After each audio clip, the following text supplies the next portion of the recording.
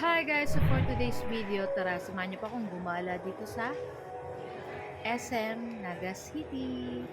So yun na nga guys, so medyo maulan po dito sa Naga kaya naisipan kong kumain itong ating choco glazed donut and yung ating coffee. Ayan, masarap pong uminom ng mainit na kape pag ganitong malamig yung panahon at maulan-ulan.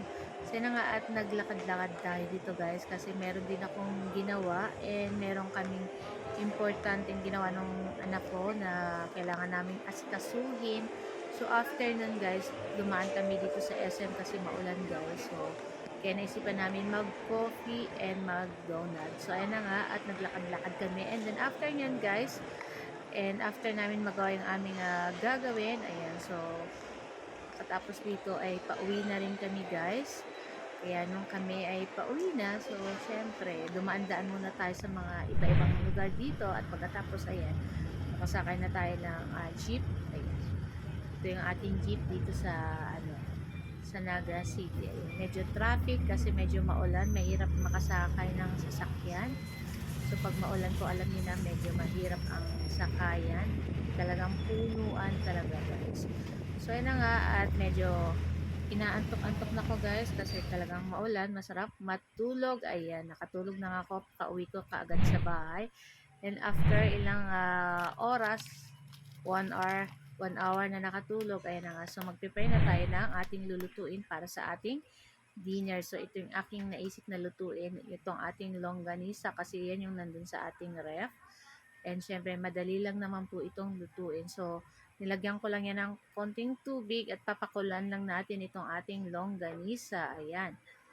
So after natin nagpapakulo, ayan ang yung aking baby kaway, naglalambing kasi medyo nawala ako kanina kaya na-miss ako habang nanonood kami ng balita. Ayan. So ayan na nga at kumukulo na rin yung ating longganisa, yung ating longganisang hamonado. Ayan, pakakulo, ayan. So, lutong-luto na yan, guys. At pagkatapos, maglalagay tayo dyan ng mantika, syempre, para magpapa-golden brown natin yung ating longganisa para syempre mas masarap. So, yan, guys. Okay na to, guys. So, luto na yan at i-transfer na natin, guys, sa ating plato. Ayan, napakasarap nito guys.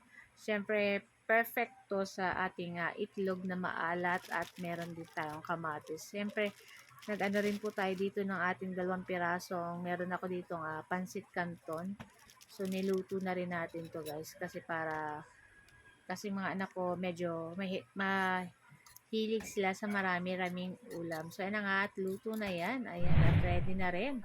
So, ito na yung ating itlog na maalat at yung ating kamatis. So, ito yung ating video para ngayong ating ulam, ngayong dinner. At ayan na nga. At tara na guys. At samahan niyo po kung kumain itong ating napakasarap na ulam ngayon.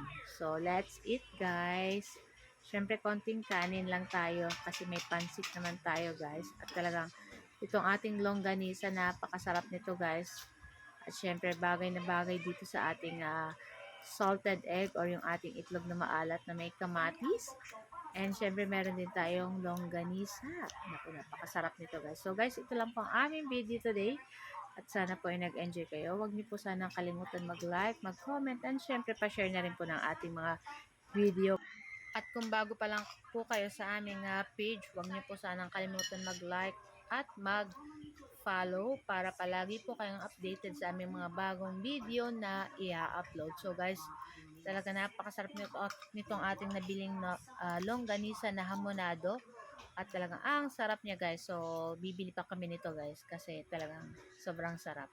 So guys, thank you for watching and see you next video again. Ciao! Tara, kain na na! Super yummy!